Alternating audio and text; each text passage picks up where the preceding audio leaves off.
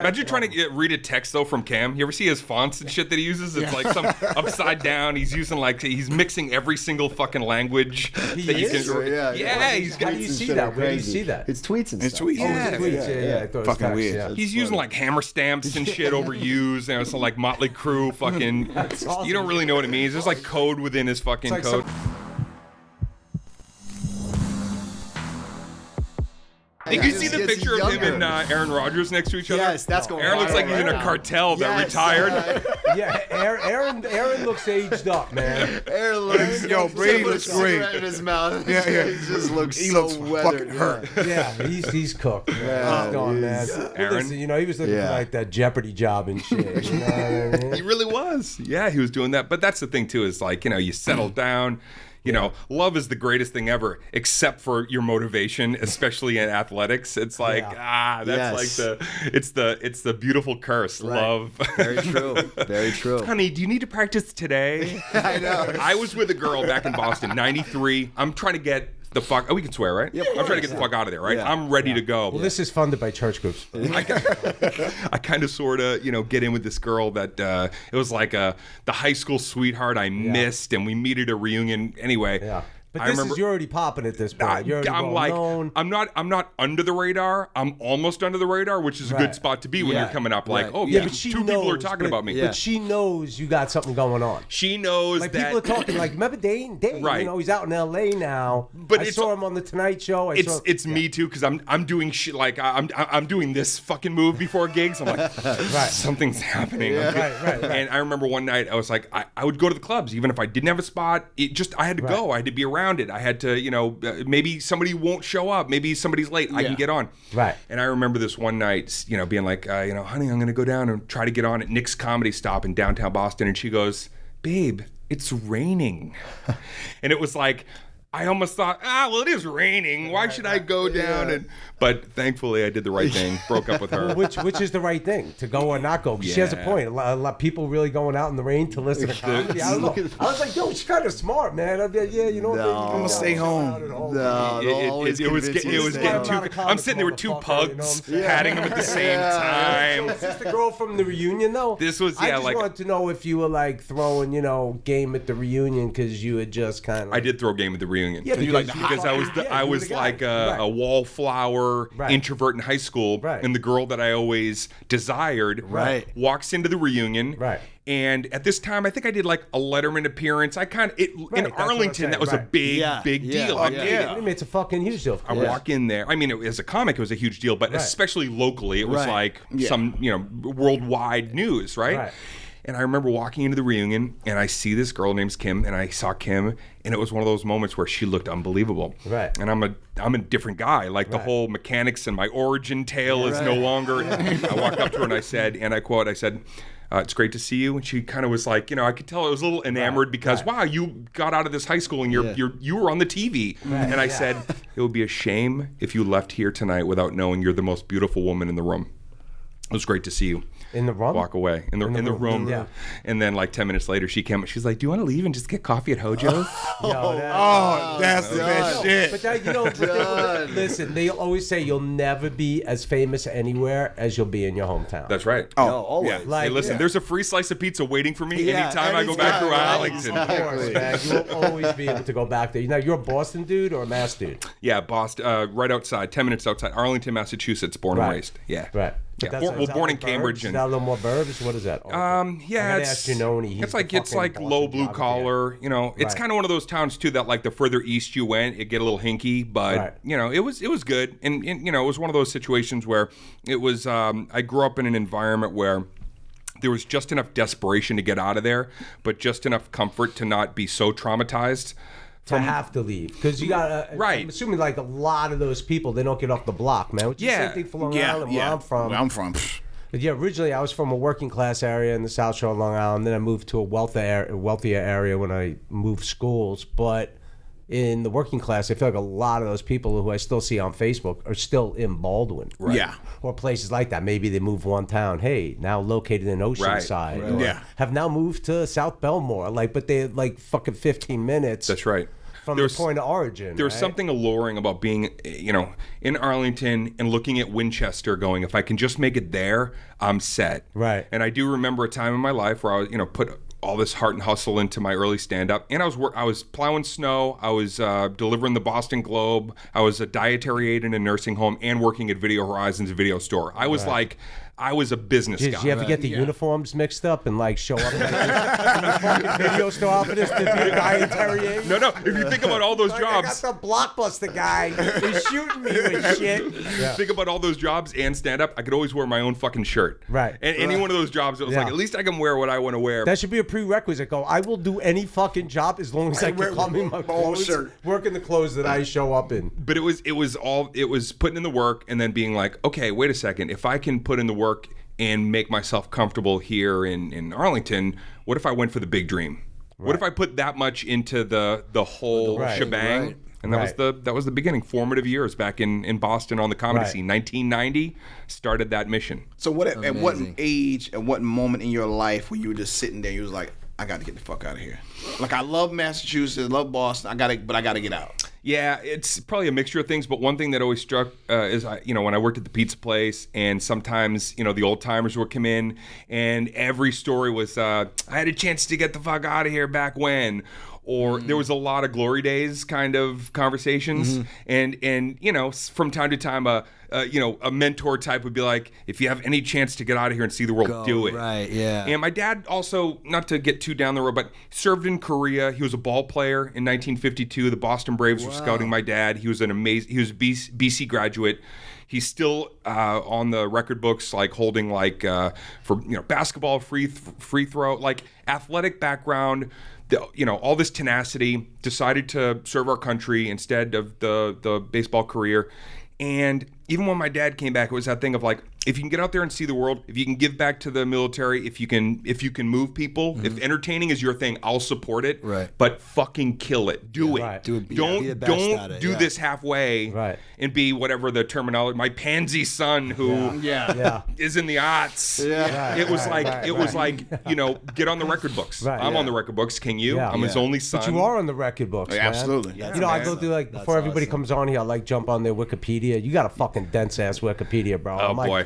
You're actually a Wikipedia. I'm scared to look at that. I actually know you didn't do that shit yourself because there's far too much effort put into that. I didn't do the Wikipedia. Dude, it's got all the controversies. Everything's on there, but it's you and Dice are the two guys. First off, your comedy album was on the records, right? Right. I think Retaliation. It was the best-selling comedy album in 30 years or something. I mean, something crazy. It hit number 4 on the actual Billboard Top 200. Yeah, it was me and Jay-Z. Wow. I was insane, 4th, dude. and he was 3rd. And that And then week, you I'm and sure Dice are the only guys who sold out the Garden as comics. That's right. Yeah. That's crazy. Yeah. He reminds me of that often when I talk to Dice. Does he? Dice is fucking funny, bro. I told the Dice story last week. Yeah. He's funny. But he's a cool dude, man. I was at Mulberry Street Pizza in 02. Yeah. And I'm out there by myself, and I'm just scoffing down a slice, and all of a sudden I look up and Dice is in front of me. Yeah. And I'd never met him. Really? Even all Crazy. the times in Yeah, Boston, yeah. I never opened for him, whatever.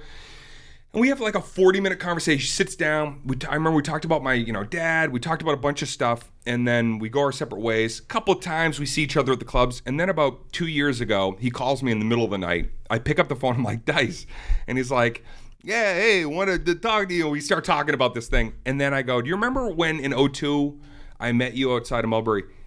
He remembered the entire conversation. He remembered little facts and tidbits, and I was like, "Wow, you're like a savant." I find that so hard to believe. He man. did. That's He remembered crazy. the whole fucking story, and I couldn't believe it. I was like, "Dice, you're like a savant. I can't believe you remembered things." Yeah, this part I didn't tell us. When he wanted to talk to me about something recently, he hit up Doug Allen, who created Entourage. Doug hits me. He's like, "Yo, Dice wants to talk to you. He thinks you're a genius." Blah blah blah blah blah.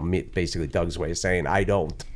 But Dice does, right? So he's like, can he call you? I go, yeah, I got my kid this weekend, but tell him to hit me after the weekend. He literally called me. I had a missed call from him at like 1 a.m. on Sunday night. And I said, Doug, next day, I'm like, dude, this fucking guy tried me at like 1 a.m. last night when he knows I got my kid till like Monday. I was like, what the fuck, you When know? you get a after midnight call or text from a comedian, that's love. Yeah, That's I when was we're about up, to man. say That's that. our Yeah. noon. Yeah. Our Is noon that- is is 1 in that the a morning. thing? I would be honored if I got a text. So from a basically, comedian but after I'm going to midnight. take this part because now if I'm doing business down the road and potentially I'm going to work with somebody from a comedy background, Right. I'm going to only reach out to them at Late. like midnight or 1 in the morning. Late. You know, And they're going to be like, yo, what the fuck? It's 1 o'clock in the morning. I'm going to go, yo, Dane Cook said that's love. right. That's love. That is fucking love. you can I validate this statement Really? because it's fact. In fact, my girlfriend recently said, because at like midnight I'll get this burst of energy and creative and ideas. This and, week, this is your girlfand that you're 26 years older. What's that? than. Yeah. Okay, yeah. 4 years That's with on this- Wikipedia, with too. the- oh boy. It says he's got a girlfriend. He's 26 years older.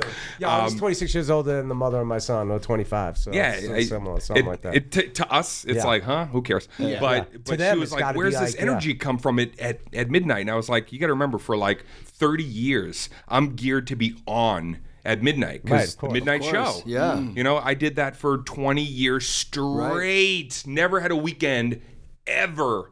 Not at a club for 20 years, never, ever missed it. Right.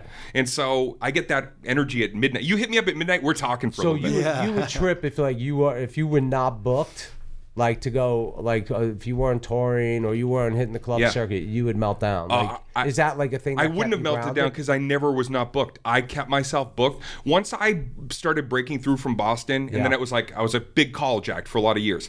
I never not did a college if I wasn't booked at a club or later on something, bigger. Right. So you're talking like 98. But what is that? What do you attribute that to? Do you say that's a drive, that's ambition, or do you say it's work ethic, or do you say it's some kind of security blanket, like a way to go?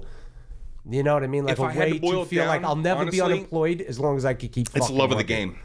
It's love of the game. It's being 14, staying up late, watching at the time Johnny Carson, watching my favorite comedians at midnight. And who are those guys? Well, I mean, that was everybody from, Like I guess at the time, Shandling, you had that's the like, you had the Shandlings, you had the Bob Newharts, I had Right. all their albums. I had prior albums. I had Carlin stuff. Right. First comedy special I ever got a Carlin's hold fucking of was Carlin 1978, On Location, Arizona, In the Round. Marty Kullner directed it. Marty Right. is who directed my In the Round at Boston Right. Garden. Right. Based on seeing that at 11 years old. Right. I love stand-up, and the weekends are where you want to be on stage. That's where everybody's primed So up. it's a passion thing for you. Passion, always passion. And today, I'm on this Friday, Saturday, equally the same feeling as being 19 and going, I got weekend that's shows. dope. The same. Really? So what is it? It's like an adrenaline dump when you're off. And are you trying out new material every time? Yeah, it's always about some new material. It's always like I'm getting ready to shoot my next special in October. So now it's just like those little flecks, those extra tags or buttons or something that occurs to you that goes, oh, that takes the story in another direction. So it's like a process. Yeah, and it's never ending. It's, for me, you might talk to Seinfeld. For him, it's like haiku. It's like verbal. Every word is accounted for and meaningful. With me, I'm an improv storyteller. Right. So more than exact, I hate formulaic. I would be bored. With me, it's more about reveling in some truth. Right. And if I can make you laugh with that and then scare you a little with a story or turn you on a little with a story or be irreverent or sometimes push you away with it. Sometimes I want to keep you at arm's length. Yeah. That's exciting as a performer to then go, now come here. And come back. Right. If you can get all that. But you have been like super irreverent in the past, and you have had controversy because of like jokes and things that haven't like landed fully maybe the way you would hope they're gonna land. Now, how does that feel going out there with the work ethic you have, like to go and continue doing that in today's climate with all the shit that we're dealing with? I'm glad I'm where I'm at in today's climate because I've got I'm at the helm, my hands are on the reins, and I know myself well. Years of good therapy and the road gigs inward. Right. I'm okay up there, Right. and also I'm not nefarious, I'm not malicious, and I think it's all intent. I think if you know where a person's coming from, and I think if a person's talking their truth, they can say anything as long as it's their truth. Right. I think if you're trying to tell somebody else's truth, you're skirting, and that's where the fine line of you could be dipping into some ignorance or into some foot and mouth disease. I've had it. I could look back and self-deprecate some of the early jokes I had because I was foolish. I was young and dumb and full of fucking cum, and you know, it's like right. There's an immaturity, obviously. Totally. Same thing when I look at the shit I used to write. Yeah, like, it's like it's crazy, dude. right, and it's fun to revisit. Like shock value. You know, it's fun to revisit, and then to be able to look at it and go, wow, I'm so glad I evolved from this. Yeah, right. And built relationships with people around me that can come to me and go, that's not really where you want to be. You know, you got to have those people to soundboards and all that kind of stuff. Right. But I love it as much as I did when I started. So what kind of advice would you give to a young up-and-coming comedian, male or female, in this day and age? The do's and don'ts.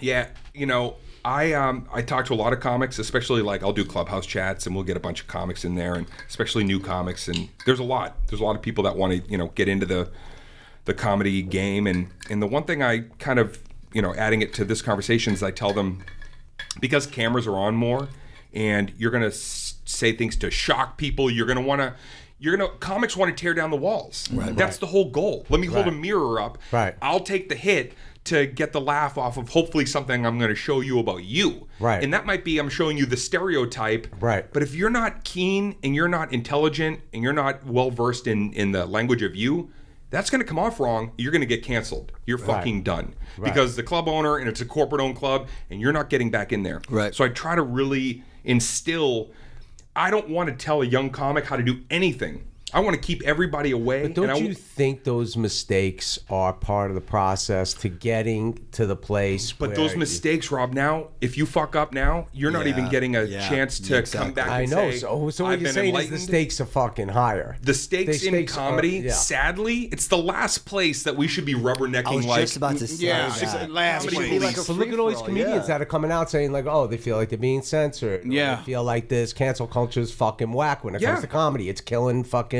funny, and I mean, I personally think it's killed like great content. I agree. And it's just like, it's not even necessarily that you would have to say something that would warrant, you know, cancellation.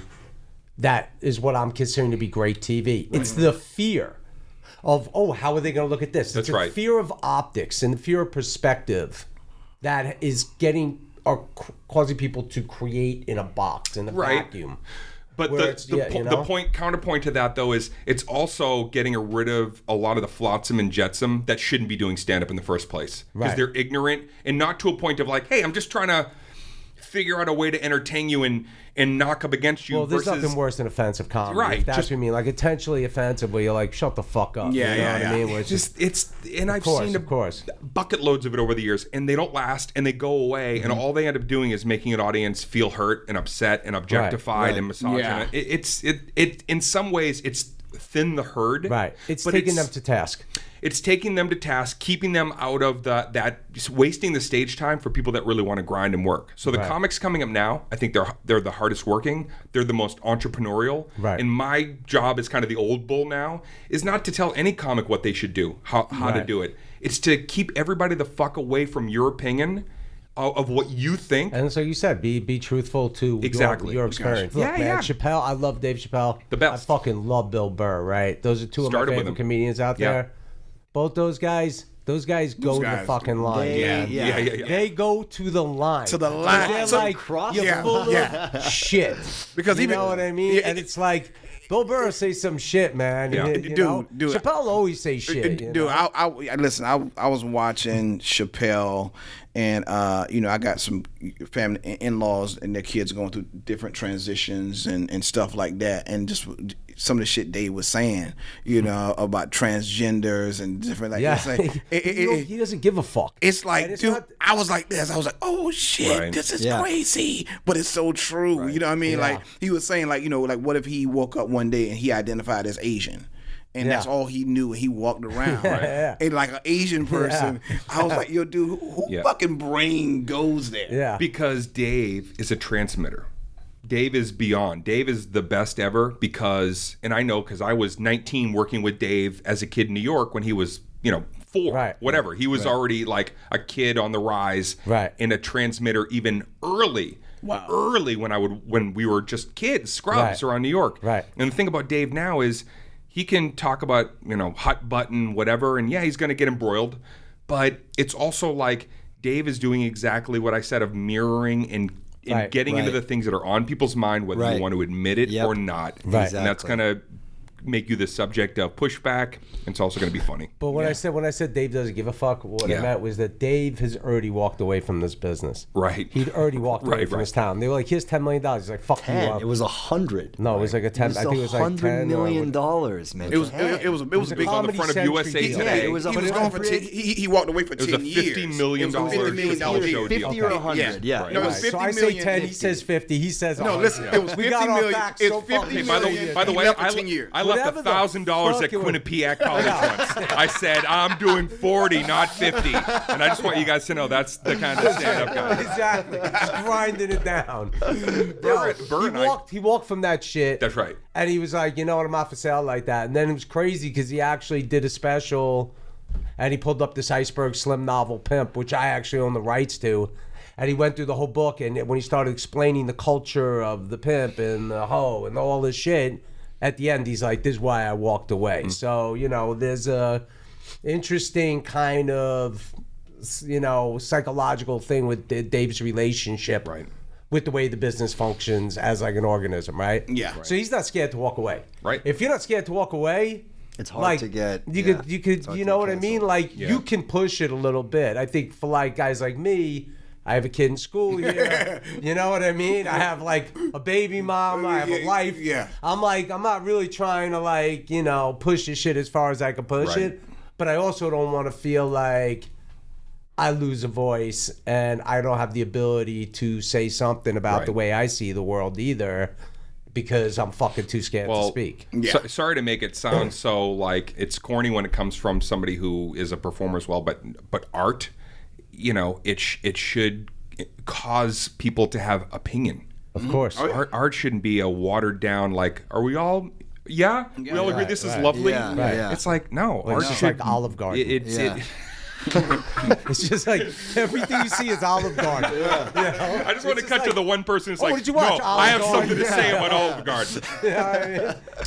It's just simple. Yeah. I started with Burr. Burr, me, Patrice O'Neill, Gary Gulman. Patrice O'Neill. That's my graduating class, right behind Rogan, who is just, you know, skirting out of Boston and finding his success on like news radio. But those were my guys. So we were in a lot of cars together, stinky automobiles, going all, you know, from Orono, Maine, all the way down to fucking. And that's somewhere. the way to work, guys. It's just funny because when you walked in, I know you're going through stuff with Norm Macdonald's passing, as is the bulk of the comedy community. Right. The amount of posts I've seen from people I respect, it's insane. Obviously, he's a tremendous person, clearly gifted, talented. Yeah. So I think when you walked in and you kind of have that vibe dealing with that, it highlights what the comedy community really is. Because you see, there could be a lot of like, and I don't want to say it's pettiness because, listen, I'm in the business too, and I write and I direct and I produce. So I understand how things are. But you'll see even in your Wikipedia thing, it'll be like, yeah, Dane had a thing with Joe Rogan over material, but then Dane went and did the Joe Rogan Experience, and then they were cool. Right. And there is a lot of that. So it is like a fraternity, a sorority, a brotherhood, sisterhood, whatever you want to call it. Right. And there is that sense of community. So when one goes down, everybody feels it. And you guys have had a rough week, not just with Norm. The overdose thing in Venice, like 2 weeks ago or last week. Yeah. 2 weeks ago, it was crazy. Yeah, I think I said when I sat down, it's like, you know, the headline of comedian dead.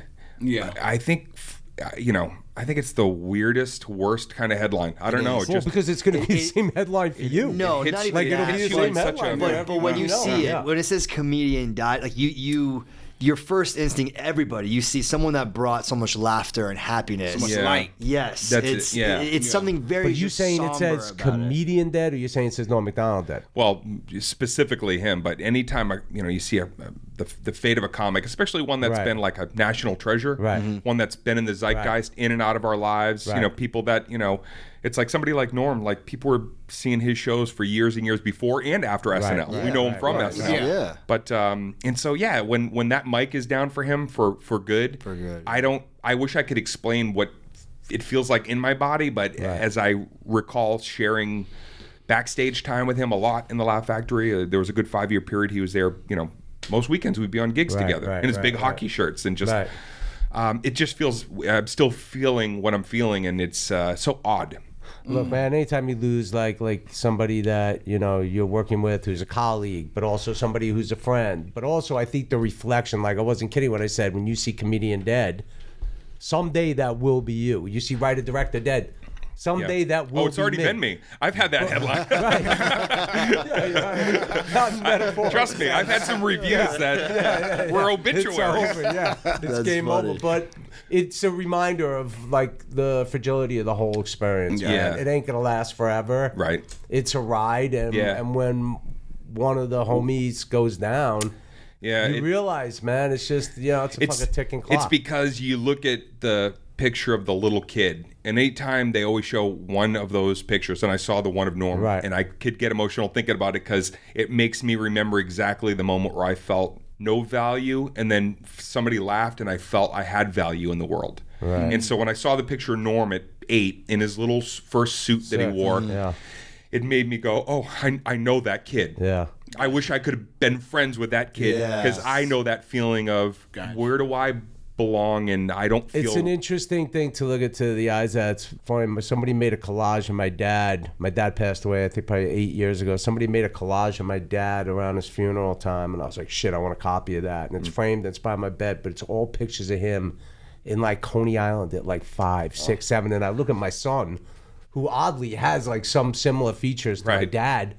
And you just look at this kid, and he's on the beach, and he's kind of tough, and he's going through shit with his parents getting divorced and all this shit. And it's like, there is some feeling, you know what I mean? That, I don't know, it's heavy, man. To see the youth and know that it vanished, went into adulthood, and where something, and it just dissipated. It's that into new the season universe. where this is probably a moment which is the foundation of the rest of your son's life, based on something that I don't want to say it's always traumatic. I had some trauma when I was a kid, but it's a changing moment where you finally start to realize the world is something more than just the toys that you're playing with, right? Yeah. Somebody's gone. Right. Somebody won't be returning. I know with me it was alcoholism in my family. I'm an adult child of an alcoholic. I lived sideways. And what, are you in your 50s yet? You're in your 50s. 49. No, he's 41. Okay, close, man. So I'm a little bit older than you, man. But our generation of people, fuck yeah, we dealt with trauma. That's right. Man. What do you mean? I would tell stories about and I love my dad. My dad was a fucking G, man. But my dad would drive around. I was telling him with his fucking big Lincoln,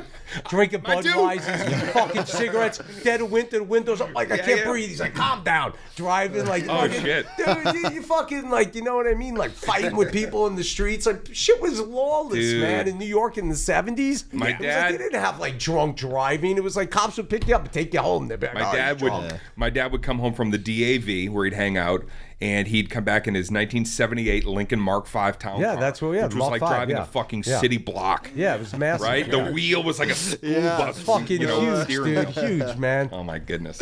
Well, we, cheers to Norm because he brought a lot of laughter, and he certainly was always kind to me. He was a good guy to me. Definitely. Yeah, God bless, man. Yeah. So at what age were you the first time you got on the stage and you said, fuck it, I'm gonna do this shit? For real. Yeah, I did an open mic in 1990 back in Cambridge, Massachusetts.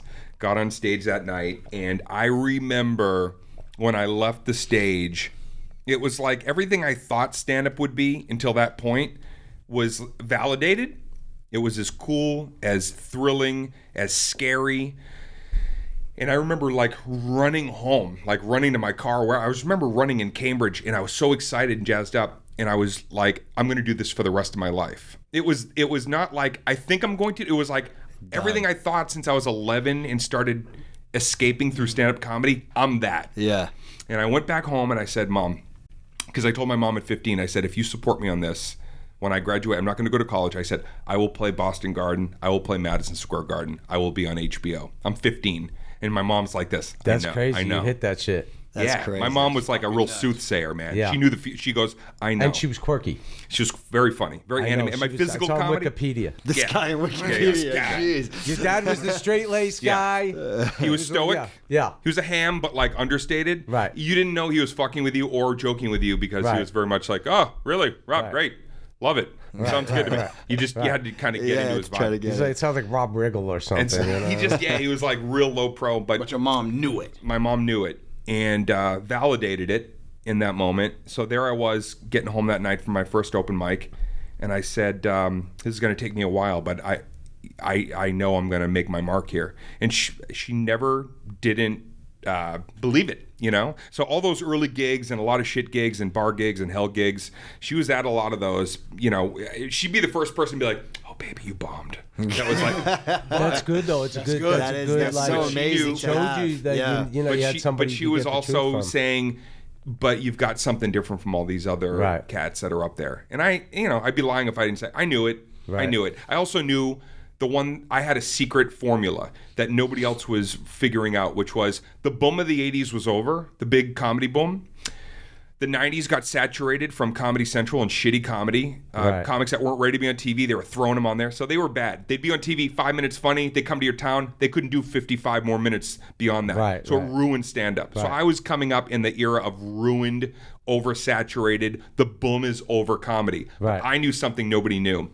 I knew I was growing up with a new generation of comedy fans. So I played 1,000 schools, SUNY schools, and fucking... You name a school, I'd call a school with my gorilla amp and a mic and say, I'll do it for nothing. Get Did you go to 200 kids Keggers? together. Did you go to Keggers I did after Keggers. shows? I stood on billiard tables, foosball tables. I'd fucking set up milk crate. And you were young, man. You were young, and you didn't go to college. I never went to college. So that is your college. It was knowing, and being a data freak, that, you know, these kids would come up to me after a show and say things like, I'd never been to a comedy show before. I only saw some blah, blah, blah on Comedy Central, and it's not very good. And it's like, once you see a live, that's not TV. Live comedy is like, this feels dangerous and fucking sexy and bold and what the fuck? And he's yelling at that lady, and now she left, and get the fuck out of my show. That's real comedy. That's not TV comedy. So I knew that I was coming up with the generation that was going to put me on the map. Because of that give and take. You're right. I never really thought about it before, man, because like I'm not like a comedy like aficionado, like I don't you know what I mean? But the nuances of being there is that energy between audience and performer and stand up, right? Versus what you are watching, you know, on television. Totally. Although it's equally as funny, but it's still in a weird experience. way. There is like a lot going on around you in terms of the energy. The reason I don't put out specials every other year is because I want my special to be special. The thing I'm filming now is special. I'm going to do something that I know is going to elevate the comedy experience for television. Special. It's a special. It should be. Yeah. Don't call it a special if it's not. Well, I'm actually calling mine an event. I don't call mine a special. Mine's an event. It's a special event. It's a special event that's also special. Special event. But because the laughs you get in the room and then the experience. When I did Vicious Circle with Marty, I know the show was funny. It was funny on the night, but I know that aesthetically, the reason it stands the test of time is because of what we did with 18 cameras in Boston. It was Garden. crazy, man. For some reason I thought that was Madison Square Garden. When you're standing on like the runway with the circle. That was crazy. Vicious Circle, Boston Garden. I think I had like a weird when I watched it, I was kind of like I was like queasy for you, bro. You got some vertigo? I would bug out, man. I would like all these motherfuckers looking at me from all these angles. I lose my shit, man. Stop fucking looking at me, man. But I'm like, that's why I'm out of stand up. You know what I mean? Like I couldn't hack that kind of immediacy. It was that's what's so hard to explain about what it is about stand-up. It's being on the cusp of fear and what if. Yes, but you could get past it. But that's what I'm saying is you could get past it, right? So like obviously, if everybody could do it, everybody would do it, right? Like I know myself the same way. I go, yeah, theoretically jumping out of a plane sounds like it'd be kind of fun. But I know I wouldn't really be conscious for the experience, so it's not really worth it. You know, the same thing if I had to get up there, you go like, you know what, man, it would be kind of interesting to try stand up. And then you go like, yeah, I don't really want to challenge myself to have that experience of standing up and trying to be funny and entertain and give that to an audience and fail miserably. Well, like I failed at enough shit in my life. I'm not looking to add another fucking failure. We have a 95% I'm trying to find layups, bro. But you know what I mean? You have to be to be proficient in stand-up to what I think is to be one of the best. And you know, you named like Chappelle or Burr. It's like you have to be able to. You're using everything in your body. You're using your vernacular. Yep. You're using your real time. I'm present. I'm healthy. I'm in this moment. You're listening. It is a conversation. It's me with a giant person who is the crowd. And yet you have to throw it all away and make it feel like it's fucking just chill. Nothing. It's just hey, this seems like no seams. It's all off the top. Right. But you know it's 10,000 hours. Yeah. It's 10,000 hours of all those ciphers, comedy ciphers, all that shit. You got to take that out. You're editing on the fly. Right. And you got to make it look like, hey, whatever. It's just whatever. Yeah. It will become effortless. There, you make it look effortless. Like that's. I was about to say. Like, thank God there was no cameras on me in the 90s. You make it look, like me and my Oakley fucking windbreakers. Bro, I could blow by the time we were done with even Ballers. I could blow through episodes of Ballers, co-writing me and Lev, pass computers back and forth. Now you could say maybe it showed. I don't know. Like I thought the show was pretty fucking good. Yeah. But it becomes like you get into a process. You know the characters. You know the format, you know the way you tell stories, and you could boogie on that. Whereas in the 90s, I would have struggled with one of those fucking scripts. That's when I started, right? And I was young. I would have sat there for hours, like, trying to just navigate it, But it's muscles that we develop, That's right. And those now, it doesn't mean we can't fail. And those minutes seem like hours. You know what I mean? Like, the first time I did the Comedy Store and Laugh Factory, getting up on that stage, it's crazy because, like, you feel insulted. Like, we're going to give you 2 minutes. You're like, what the fuck is 2 minutes? Yeah, what am I going to do in 2 minutes? I can walk to my car and get my keys and come back. But when you're up there, you're like, yo, what the fuck? It's like, how am I feeling 120 seconds? I didn't fucking know O'Neill did stand-up. I mean, is there anything O'Neill has not done? This guy's got 6,000 fucking... Have you done ribbon dancing? Yeah. What do you mean? He's been a dancer. Were you on dancing with who?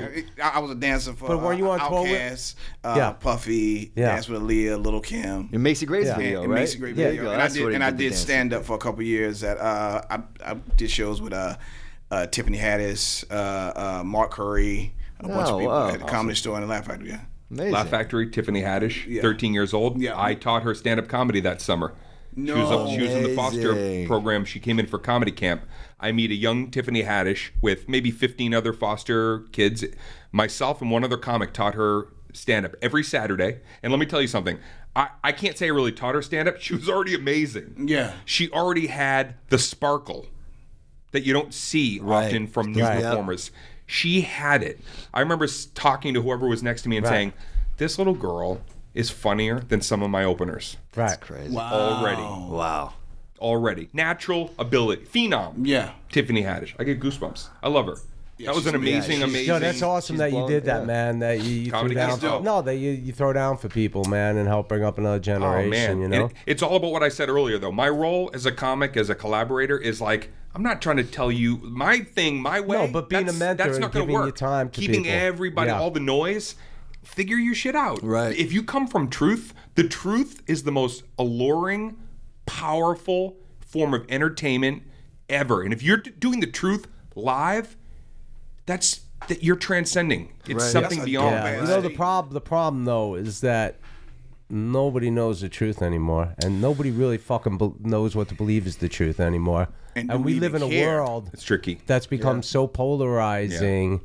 Where our country is divided. It could divide so many times. It just keeps splitting. It splits. This is where we end the interview. It's like, we split over politics. Slow fade like a 70s track. Yeah, exactly.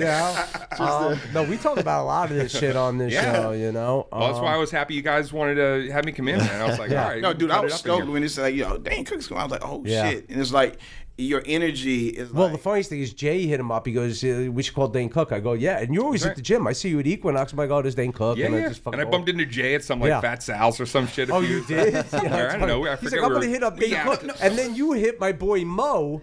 And you're like, hey, bro, I just got a text from Jay Giannone, Rob Weiss and this podcast thing. And then Mo's like, yeah, it's good. Is this real? Validated us. Mo I was like, I'd love to do that. Started this like a couple months ago, man. No, but the thing about you, though, you feel like somebody you went to high school with, somebody you grew up with, and that's what I love about your comedy and just your aura as a person. Like I feel like I went to I age gap was at a it doesn't feel like someone doing stand up. It feels like someone just being himself. I'm like, I know that guy. I know him. I went to high school with him, and he just does it so so amazing. But that was that's the if you think about it, Burr, me, Patrice, like that was what that was the style.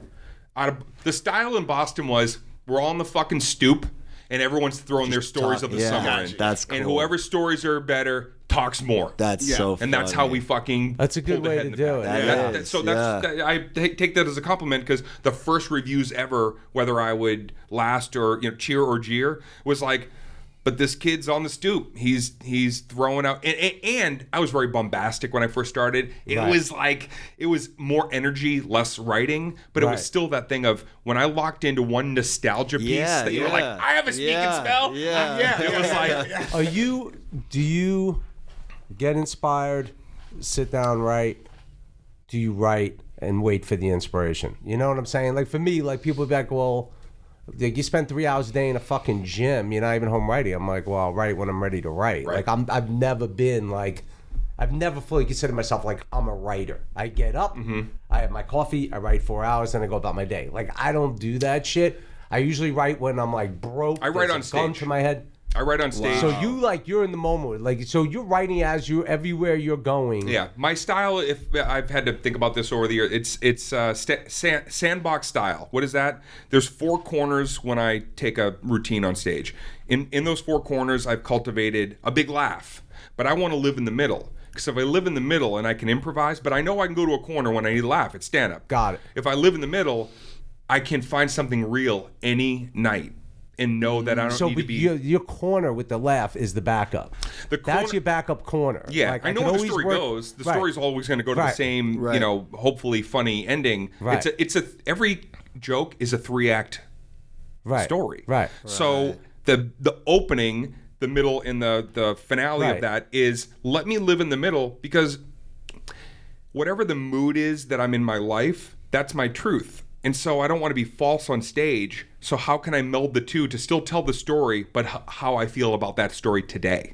Like authentically, just to have. That's what I've strived for. Right. Sometimes failing, sometimes doing it very well in my stand-up. Is the kind of storyteller where if you do hear me tell the story over a year preparing it for a special, you will say, You did it a little different tonight, man. That whole middle, you added a whole another guy in there who stormed into the house and yelled. Because, I was feeling angsty. Yeah, I was feeling jovial yesterday. So do you think your comedy is, and this part I forgot from Wikipedia, because it kind of talked about what the comedy was. I think Wikipedia says my dad was a potato salesman. But so would you say that the basis of your comedy in some way is less observational, more experiential, like things you experience?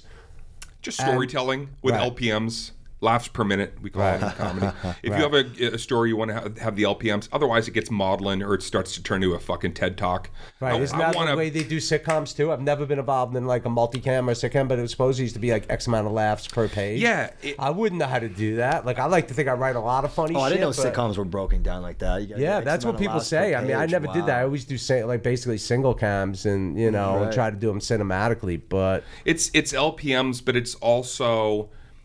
I've been doing this long enough to where I've wanted to express myself differently, even within stand-up. Not a Johnny Bravo jacket where I'm like the same comic I was when you first saw me. Right. It's some of my audience grows with me and some people check out because you're not singing the same song the same way. And you have to be willing to know that, like, if I grow and change and explore another avenue in my life, some people are going to be hip to that. Some people aren't ready for that. Well, you'll get new audience, man, right? It's like any relationship where people go off, you know what I mean? But bringing it all the way back to, like, those 90s languishing years, the thing that I got lucky, like, where it was just lady luck on top of, Drive and all these things I knew I had. If you don't zeitgeist it, if you're not of the time and people don't go, we're all...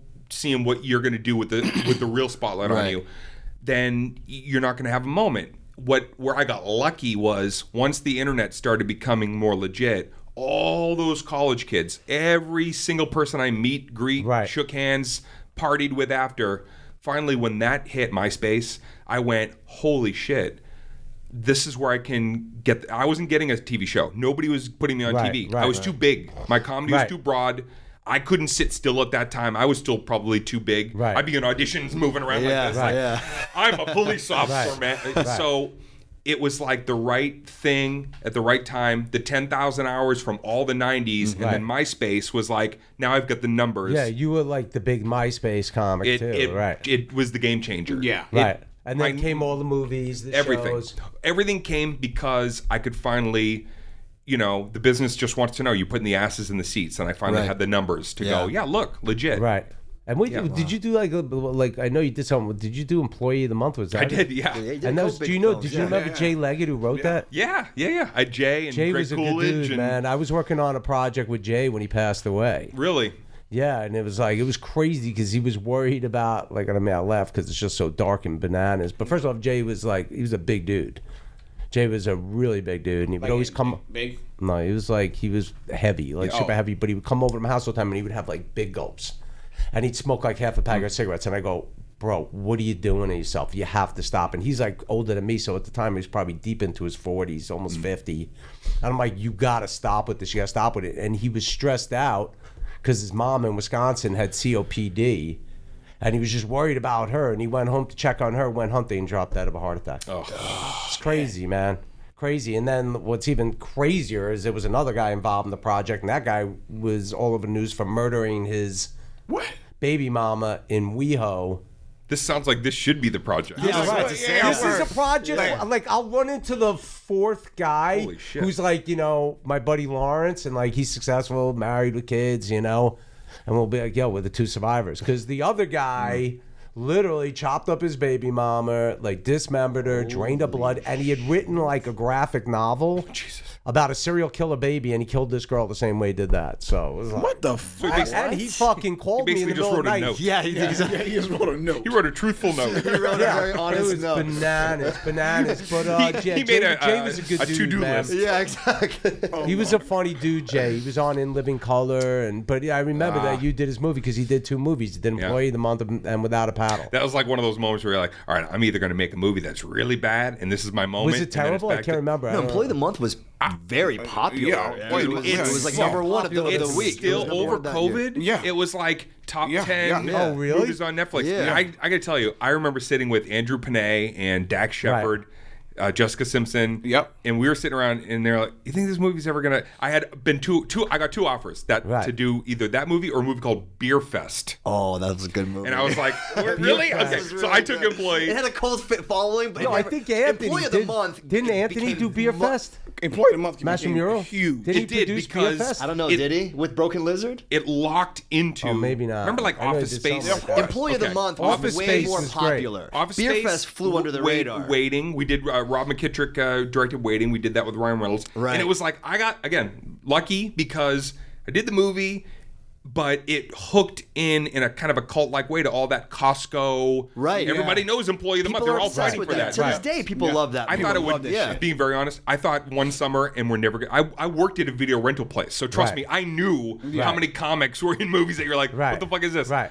The fact that we're still talking about it today. Yeah, that thing, bananas. it was so popular. you want to be talking about today. It was one. It's like the same when people say oh, I loved American Pie. It was just one of those films from that era that everybody loved. saw it. Yeah, exactly. Yeah, man. And you're right though. The streaming of it all is, some of my stand-up that people were like, oh, I never even saw this one. It's it brought everything back in real time, man. Streaming is. Yeah, I have to get my first thing. Building that movie I made. Entourage got a second streaming. wave during. Yeah, but I got to get amongst friends streaming. Yeah. People hit me up on DMs all the time. How do you find that? I'm like, I don't. It's impossible to find. I'm like, oh, it's impossible to find. VHS in the basement. This movie I made when I was a kid, Amongst Friends. You can't get it? It's not. You have to go to people hit me on, iTunes and try to purchase it, or it's not. You can't just. It's still on LimeWire. Audio only. No, you can't get it on iTunes, man. Or it's Fandango something. It's one of those. No, it's on a couple apps. things like Pluto and something. Oh, really? I forgot. No, literally Pluto. It's on the. It was sent in a time capsule. Yeah, it's on Pluto. The only copy is something with that's how far Venus. It's anyone watching it. It's got fans, man. It does. So before you hit this stage, Yeah. what song you listen to? What album you listen to get you in that zone? Nothing. I was just about to say if you even. Yeah. Here's why a comedy documentary following my day leading up to comedy. Best case scenario, I walk into a club and you go like this. You're on right now, and I just go up. I don't want to think. I don't look at notes. I've never written anything down. It's always been in my head. The whole routine. I've never written down comedy. Amazing. I don't I think I tried to write comedy in '98, and I remember writing and I was like, it's so unfunny on the page, just staring back at you. Right. I was my whole thing is and the delivery and everything. And then some people would say, well, what if you forget? And my philosophy has been like, if I forget it, I was never meant to fucking talk about it anyway. I'll remember if it's good. Yeah. If I don't And remember what would you do? it, You would just pivot into something else. Yeah. You would just tell another story. Still today, that's all I do. Like, That's when I'm amazing. preparing my special, I know the 2 hours I want to do. Right. I won't plan the order.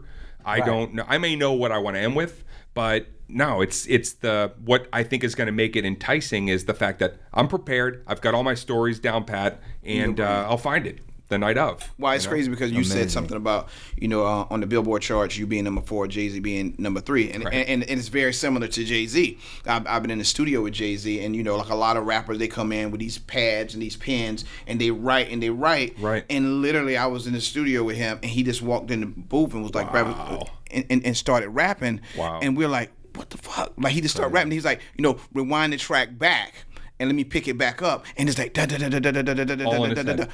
All at one time, and I was like, "That's great!" And there was no writing of anything. Wow. Nuts. It was crazy. It's just I'm always gonna been start doing that, bro. I love That's that. sick, though. I love that you validated that because somebody had mentioned that at one point before, like Jay-Z, because I just it's not my forte. dope. Is It's not cool been to see everybody's to write. process. Everybody Yeah. having different process. Every show I do, all the writers that I develop projects with, how everybody's process is, and it's interesting to work with people who have a different process, and you kind Right. of fusing it and Every creating comic. a new process that's good for collaboration. Yeah. And Yeah, I think it's exciting when you get a bunch of comics together and kind of talk about how everybody ramps up and what people need to do to get to that special or 1 hour.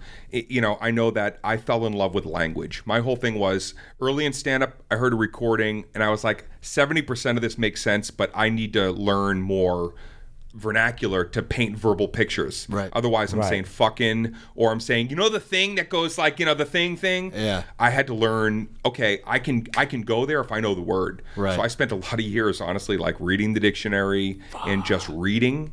And so I could get up there in free flow and find the stories in the moment. paint the Otherwise, picture. I'd be Yeah. up there going, da, da. Yeah, like Right, da, da, da, da. Yeah. I don't want to do that. that's use of language, right? Not having to struggle for like. Hit the right jargon, the right funny word. You want it to be a funny word, not a standard word. If I can say, river's not very funny, but creek is a funny word. Like you want to be able to like have those words in comedy. Creek, right? I don't know if it was the word or the way you said Right. it. It's I funny. was just Like about and that's to say, smart. You That's got so me thinking of smart. it. I'm like, is it the way he said it? Or is it, I'm like, the word is funny. I'm like, it's a lot Oh, funnier than it's river. got the K at the end. Yeah, creek. I think one time I Give was us another one. Test it out. All right, another one was I was on Letterman once, and he asked me about my dad. My dad always used sports analogies, and my dad wouldn't just say, and for the sake of the joke, you gotta tennis ball your way into that girl's heart.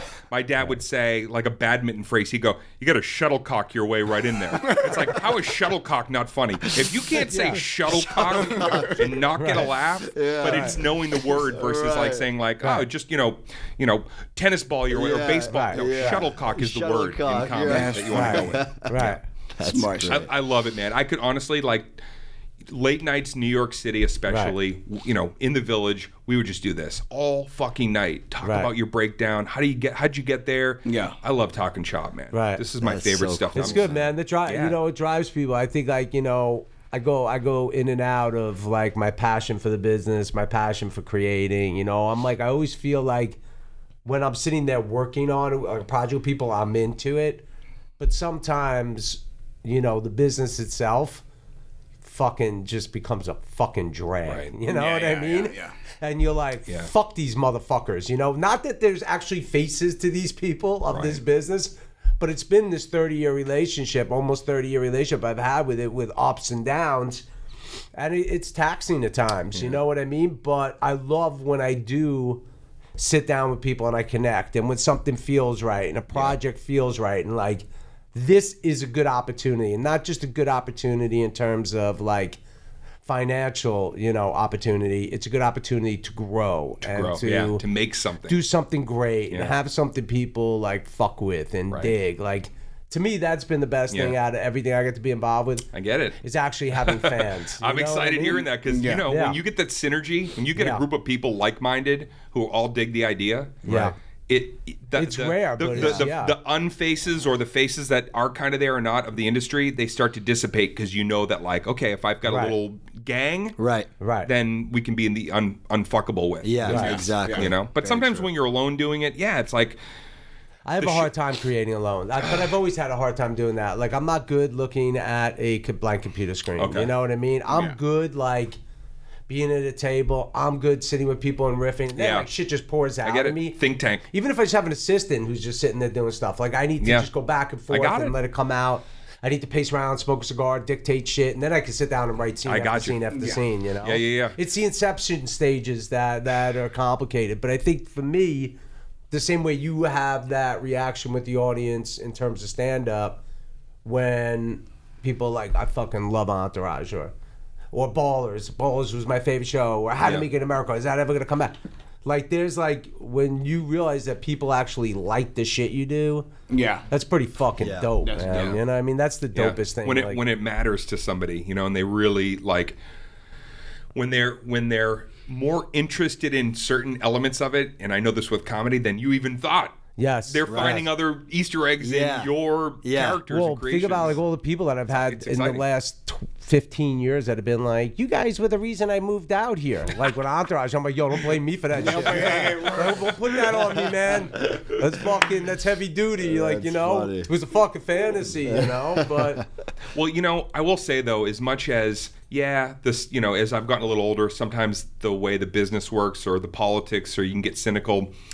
I don't know if it's just boyish naivete. When I go back and remember every door that was shut on me through, like, late 90s, leading up to before this MySpace moment, I remember it distinctly, that moment of going, nothing ever gets done from somebody saying, come this way. It's where you go. Where you go, And then suddenly, those powers that be, they're only giving you something that they already want from you. Exactly. But we trick ourselves. Our insecurity makes us nobody believe has the key. The gatekeepers must have... Exactly. It's life wanted me to have a failing moment. Life wanted me to have some capsizing moment, some trauma, maybe some joy and a great vacation to get another story. You're right, man. I got to stop saying fuck this town and start saying fuck this life. Dude. Because it's life. It's not the fucking town. You got me with that, It's not the fucking town. You got me with the point. The town point brought me in. I was about to elect you into fucking as governor. I know, shit. Right? That was a commercial. I think, you know, but I agree with you, man, because there is nobody with the answer and nobody who is the gatekeeper of it. No. It's, you know, and more people sell the kind of notion that they are the gatekeeper and they can do shit for you, but they're just really looking to piggyback you anyway. I will keep this benign and quick. I had somebody recently who was not interested in hearing an idea that I had. Okay, and I was bummed because this person is very influential. Right. I went to a second person and I told them my idea, and they went, "Oh my God, I love it, I love it." That second person knew the first powerful person. Right. The first powerful person wanted the dick of the second person so bad that when my friend said, "I'm working with Dane Cook," then he was interested. Right. No, I hate that shit. Right. Well, that's what they say about A&R people, right? Like, you know, I don't know. What does that guy think? Like, what's your opinion? I don't know. What does he think? Yeah. It's like, dude. Yeah. But it's like the buzz was it was all hullabaloo, bullshit. He was only interested because of the value that somebody else reminded him, oh, he does have. He didn't suss me out or due diligence at all until somebody else said, "I'm working with your boy." Then he called me up and said, "Hey, I've been thinking more about it, but I knew the truth was guy number 2 positioned me for success." Yes. Yeah. Right. All the other stuff was bullshit, but I did the work and I had something that was ready to be consumed. Right. But this person needed somebody else to put a fire under his ass. That's the whole business. That's the whole thing. You make your own moments. That is I believe it. 100%. Yeah. I've seen some weird high level shit that like doesn't come to fruition, or things that you're like just that don't fully add up for the shape of the business. And I don't want to get into specifics of it. He probably knows some of it, but like fucking movie stars and projects where you'd go like, oh, 100%. And like things aren't shaking, and you like, it's just a weird time. Right. Money's weird, you know. Like you'll speak to some people like, the business is great.